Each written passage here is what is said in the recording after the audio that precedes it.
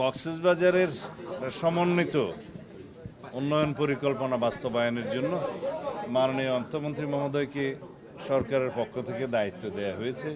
উনি এই কমিটির সভাপতি। আমরা কক্সবাজারের সংসদ সদস্যগণ এখানে অংশগ্রহণ করেছি। মাননীয় পর্যটন মন্ত্রী, পরিবেশ মন্ত্রী, গণপূর্ত মন্ত্রী, ভূমি মন্ত্রী সহ সংশ্লিষ্ট মন্ত্রণালয়গুলোকে সমন্বিতভাবে সিভিল এভিয়েশন বলেছি, সবাই মিলে এবং সংশ্লিষ্ট সচিব এবং কক্সবাজার উন্নয়ন কর্তৃপক্ষের চেয়ারম্যান, পৌরসভা সবাই মিলে এখানে আমরা আলোচনা করেছি। সিদ্ধান্ত হয়েছে একটা মাস্টার প্ল্যান প্রণয়ন করা হবে, যেটা অনগোয়িং আছে। 2026 সালের মধ্যে সেই মাস্টার প্ল্যানটা আমাদের গ্রহণ করতে হবে, সম্পন্ন করতে হবে এবং ফাইনালাইজ করতে হবে। এই ব্যাপারে আমরা একমত হয়েছি। এই মাস্টার প্ল্যানের মধ্যে যা কিছুই থাকবে তার মধ্যে অনেক কিছুই অন্তর্ভুক্ত থাকবে। উদ্দেশ্য হচ্ছে কক্সবাজারকে একটি পর্যটন হাব, রিজিওনাল এবং ইন্টারন্যাশনাল হাব হিসেবে এবং ক্ষেত্রমতে কমার্শিয়াল হাব হিসেবেও পরিণত করা এবং পরিবেশ বান্ধব ইকো ট্যুরিজমের এলাকা নির্ধারণ করা। মেরিন ড্রাইভ রোডের সংশ্লিষ্ট সমস্ত এলাকাতে যে সমস্ত ইকোলজিক্যালি যে ক্রিটিক্যাল এরিয়া ডিক্লেয়ার করা হয়েছে তার ভিত্তিগুলো পুনর্বিবেচনা করা। বিকজ এগুলো কিসের ভিত্তিতে করা হয়েছে আমরা জানি না, যার কারণে ট্যুরিজমটা ফ্লোরিশ করছে না, ওখানে বিনিয়োগ হচ্ছে না।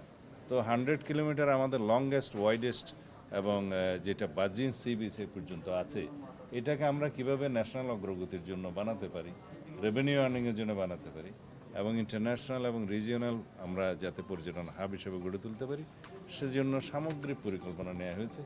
এগুলোর উদ্দেশ্যে এক পর্যায়ে কক্সবাজারকে হয়তো সিটি কর্পোরেশনে উন্নীত করার পরিকল্পনা নিতে হতে পারে এবং সেখানে ব্লু রিজিওনাল আমরা যাতে পর্যটন হাব হিসেবে গড়ে তুলতে পারি, সেজন্য সামগ্রিক পরিকল্পনা নেওয়া হয়েছে। এগুলোর উদ্দেশ্যে এক পর্যায়ে কক্সবাজারকে হয়তো সিটি কর্পোরেশনে উন্নীত করার পরিকল্পনা নিতে হতে পারে এবং সেখানে ব্লু ইকোনমি সহ সি রিসোর্সেস এক্সপ্লোরেশনের জন্য যে সমস্ত ইনস্টিটিউশনসগুলো আনা দরকার, সেই ইনস্টিটিউশনগুলো বিশ্ববিদ্যালয় সহ স্থাপন করা হবে। এছাড়া আরও অনেক উন্নয়ন পরিকল্পনা নিয়ে আমরা আলোচনা করেছি। ডিপ সি পোর্ট ফুল সুইংয়ে শুরু হলে, ইন্টারন্যাশনাল এয়ারপোর্ট ফুল সুইংয়ে শুরু হলে এখানে অনেক ইনভেস্টমেন্ট আসবে, যেগুলো দেশি বিদেশি, সেগুলো আমরা এক্সপ্লোরেশনের জন্য আমরা চেষ্টা করব, যাতে করে বাংলাদেশে একটা ইন্টারন্যাশনাল এবং রিজিওনাল ট্যুরিজমের হাব, কমার্শিয়াল হাব এবং রেভিনিউ আর্নিংয়ের জন্য বাংলাদেশে যাতে একটা উপযুক্ত স্থান হয়। এইটা তার সাথে আমরা সিওয়ারেজ প্ল্যান, ওয়াশার সমস্ত কিছু, ওখানে সারফেস ওয়াটার ট্রিটমেন্ট সহ সব কিছু অন্তর্ভুক্ত করব। এইভাবে আমরা পরিকল্পনা নিচ্ছি। দেখি মাস্টার প্ল্যানটা